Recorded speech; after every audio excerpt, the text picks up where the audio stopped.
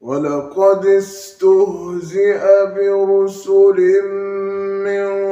قبلك فأمليت للذين كفروا ثم أخذتهم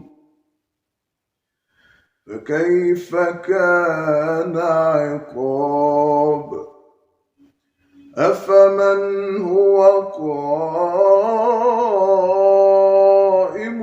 على كل نفس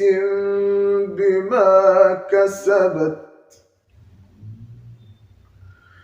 وجعلوا لله شركاء قل سموهم أم تنبئونه بما لا يعلم في الأرض قل سموهم أم تنبئونه بما لا يعلم في الأرض أم بظاهر من القول